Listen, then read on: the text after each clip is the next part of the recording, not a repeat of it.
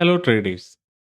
കഴിഞ്ഞ ആഴ്ച മാർച്ച് 9 മുതൽ മാർച്ച് 13 വരെയുള്ള ആഴ്ചയിലെ മാർക്കറ്റിന്റെ ചാർട്ടാണ്, നിഫ്റ്റിയുടെ ചാർട്ടാണ് ഇപ്പോൾ ഈ സ്ക്രീനിലുള്ളത്.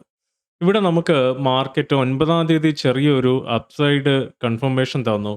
പക്ഷേ അവിടെ മാർക്കറ്റ് ഒരു ഹ്യൂജ് ഗ്യാപ്പ് ഡൗണിന് ശേഷമാണ് മാർക്കറ്റ് മൂവ് ചെയ്തത്. ഓപ്ഷൻ ബയേഴ്സിന് കാര്യമായ പ്രയോജനം ഇവിടെ ഉണ്ടായിരുന്നില്ല.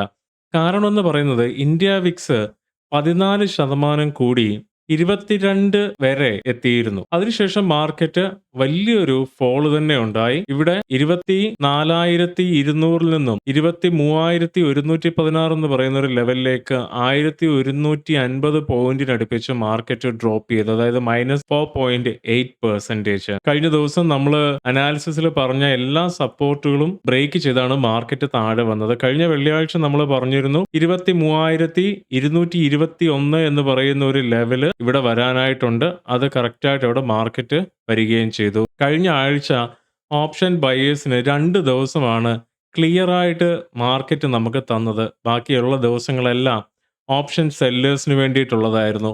ഇവിടെ കറക്റ്റായിട്ട് ട്രെൻഡി ആയിട്ടുള്ള 2 ദിവസമേ കഴിഞ്ഞ ആഴ്ച കിട്ടിയിട്ടുണ്ടായിരുന്നുള്ളൂ. മാർക്കറ്റ് ഇത്രയും ഫോളോ ആകാനുള്ള കാരണമെന്ന് പറയുന്നത് പശ്ചിമേഷ്യയിൽ നടക്കുന്ന യുദ്ധവും മറ്റു കാര്യങ്ങളും. ക്രൂഡ് ഓയിലിന്റെ പ്രൈസ് ഇപ്പോൾ കയറി $114 മുതൽ $117 വരെയാണ് ഒരു ബാരലിനായിട്ട് വന്നിരിക്കുന്നത്. FISന്റെ മാസീവായിട്ടുള്ള വിഡ്രോവല്, കറൻസി പ്രഷർ ഇപ്പം 92.4 ആയിട്ടുണ്ട് കറൻസി. ഇനി നമ്മൾ കുറച്ചുകൂടെ ഡീറ്റെയിൽ ആയിട്ട് നെക്സ്റ്റ് വീക്ക് എന്താ സംഭവിക്കുക എന്നുള്ള രീതിയിൽ നോക്കിക്കഴിഞ്ഞാൽ ഇനി മാർക്കറ്റ് 1,000 പോയിന്റും കൂടെ താഴാനുള്ള ഒരു സാധ്യതയുണ്ട്. അതിന്റെ ഉള്ള കാരണം എന്ന് പറയുന്നത് കഴിഞ്ഞ ദിവസം ക്ലോസ് ചെയ്തിരിക്കുന്ന 23,170 അവിടുന്ന് അടുത്ത സ്ട്രോങ് സപ്പോർട്ട് എന്ന് പറയുന്നത് 22,000 എന്ന് പറയുന്ന ഒരു ലെവലാണ്. പക്ഷേ ഇവിടെ ഇപ്പോഴത്തെ ഒരു ചാർട്ട് 4 അവർ ടൈം ഫ്രെയിമിലുള്ള ചാർട്ടാണ്.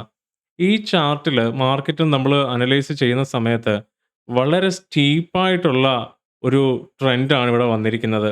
ഇവിടെ ഒരു പുൾ ബാക്കോ സ്വിങ്ങോ ക്രിയേറ്റ് ചെയ്തിട്ടില്ല. അങ്ങനെയാണെങ്കിൽ ഈ ഒരാഴ്ച മാർക്കറ്റ് ഒരു സ്വിങ് ക്രിയേറ്റ് ചെയ്യാനും അതിനുശേഷം താഴോട്ട് വരാനുള്ള സാധ്യതയോ, അല്ലെങ്കിൽ ഈ ഒരു റേഞ്ചിൽ കഴിഞ്ഞ വെള്ളിയാഴ്ച ക്ലോസ് ചെയ്തിരിക്കുന്ന റേഞ്ചിൽ നിന്ന് സപ്പോർട്ട് എടുത്ത് കയറാനുള്ള സാധ്യതയും ഉണ്ട്. പക്ഷേ പ്രധാനമായിട്ടുള്ളൊരു പ്രശ്നമെന്ന് പറയുന്നത് നിഫ്റ്റി 50-ലെ ഇപ്പോഴുള്ള പ്രശ്നങ്ങളെ ബാധിക്കുന്ന ചില സ്റ്റോക്കുകളുണ്ട്. ആ സ്റ്റോക്കുകളിൽ ഉണ്ടാകുന്ന ഒരു സെൽ ഔട്ട് പ്രഷർ വീണ്ടും മാർക്കറ്റിനെ താഴേക്ക് കൊണ്ടുവരാനുള്ള സാധ്യതയുണ്ട്. ഇനി നാളത്തെ ദിവസം ഒരു 11:30 ആയിട്ട് നമുക്ക് ക്ലിയർ ആയിട്ട് നെക്സ്റ്റ് ഒരു ലെവലിനെ പറ്റി മനസ്സിലാവുള്ളൂ. നമ്മുടെ എല്ലാ ലെവൽസും റെസ്പെക്ട് ചെയ്തു. കഴിഞ്ഞ ആഴ്ച 2 ദിവസമാണ് എനിക്ക് ട്രേഡിംഗ് ഓപ്പർച്യൂണിറ്റി കിട്ടിയത്.